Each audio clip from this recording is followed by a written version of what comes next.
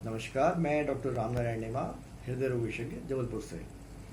हृदय रोग से मृत्यु आज के समय में असामयिक मृत्यु का सबसे बड़ा कारण बन चुका है। हृदय रोग अलग अलग प्रकार के होते हैं, जिसमें सबसे मुख्य कारण होता है हृदय की नलियों के ब्लॉक यानी कि अवरोध की समस्या। इसके अलावा जो दूसरी तकलीफें होती हैं हृदय रोग संबंधित, वो होती हैं धड़कन संबंधी अनियमितताएं यानी कि conduction block, congenital heart disease यानी कि जन्मजात हृदय रोग, एवं हार्ट की मसल्स की वीकनेस जो कि हार्ट फेलियर का कारण बनती है। हार्ट की बीमारियां प्रिवेंटेबल हैं, इसलिए इनके बारे में जानना जरूरी है ताकि हम इस रोग से बच सकते हैं। और यदि हमें इसके बारे में जानकारी है तो हम इसका इलाज कर सकते हैं। इसके लक्षण क्या होते हैं और हृदय की बीमारियों को कैसे डायग्नोस किया जाता है, यानी कि निदान कैसे किया जाता है। लक्षण इस बात पर डिपेंड करते हैं कि हार्ट की बीमारी किस प्रकार की है। यदि हार्ट की नलियों के ब्लॉकेज की समस्या है तो पेशेंट को छाती में दर्द हो सकता है, भारीपन लग सकता है।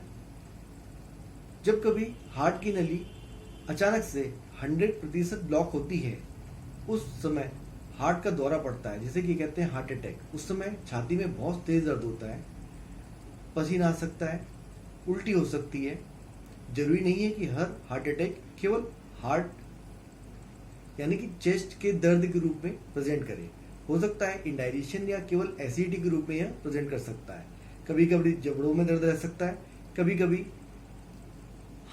बाएं हाथ में असामान्यता, दर्द या झुंझुनाहट भी हो सकती है।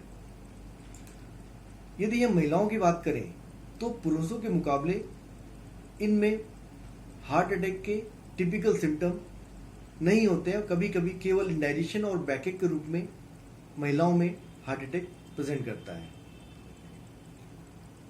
अब इसका निदान कैसे किया जाए, इससे संबंधित कुछ बेसिक जांचें होती हैं, जिनमें आता है ईसीजी, टीएमटी, इकोकार्डियोग्राफी और कोरोनरी एंजियोग्राफी। ईसीजी में हार्ट की धड़कन को एक ग्राफ के रूप में रिकॉर्ड किया जाता है। हार्ट अटैक में ईसीजी में परिवर्तन आ जाते हैं, लेकिन जब कभी हार्ट की इनिशियल बीमारी की स्टेज में ईसीजी में परिवर्तन नहीं आते हैं तो पेशेंट को टीएमटी की सलाह दी जाती है, जिसमें पेशेंट टीएमटी पे रन करता है और उस समय हार्ट की धड़कन के ग्राफ को रिकॉर्ड किया जाता है। एक और दूसरी जांच होती है, वो होती है इकोकार्डियोग्राफी। वॉल्व से संबंधित तकलीफों, वॉल्व में लीकेज है कि वॉल्व में ब्लॉकेज है, ये इकोकार्डियोग्राफी से इसकी जानकारी मिलती है। साथ ही हार्ट की एफिशिएंसी यानी कि हार्ट की पावर कितनी है, इसके बारे में इकोकार्डियोग्राफी से जानकारी मिलती है। जो सबसे मुख्य जांच होती है वो होती है कोरोनरी एंजियोग्राफी। इसमें एक पतले पाइप के माध्यम से हार्ट तक पहुंचा जाता है, हाथ की या पैर की नस के माध्यम से, और हार्ट की धमनी के पास से डाई इंजेक्ट कर वीडियो शूट किया जाता है, जिसे हम इस फिल्म में देख सकते हैं। यहां पे आप देख सकते हैं प्रारंभिक पार्ट में हृदय की नली नॉर्मल है और बाद के हिस्से में भी नॉर्मल है। बीच के हिस्से में लगभग 90 से 95% का ब्लॉक है। अब बात आती है रिस्क फैक्टर्स की। रिस्क फैक्टर क्या होते हैं? रिस्क फैक्टर होते हैं smoking, blood pressure, diabetes, sedentary lifestyle, junk food, obesity.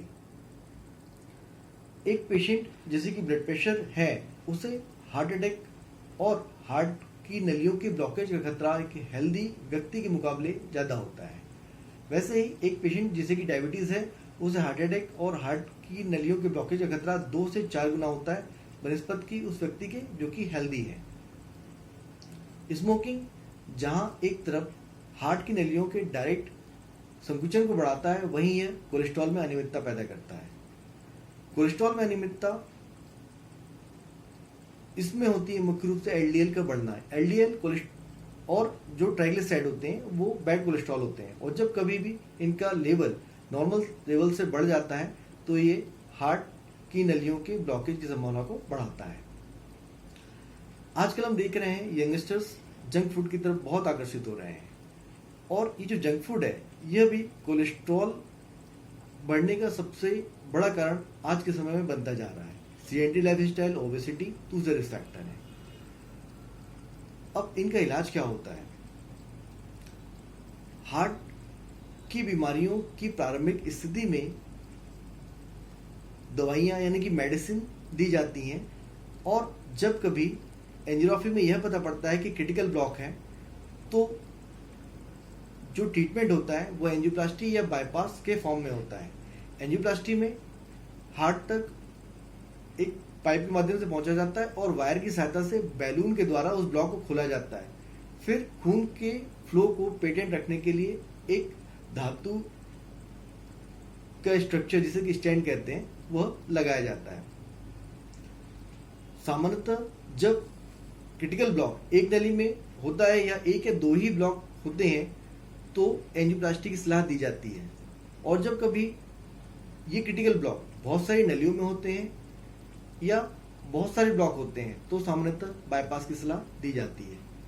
Treatment patient to patient vary करता है, यानी कि कोई एक ट्रीटमेंट एक ही पेशेंट के लिए फिक्स नहीं होता है।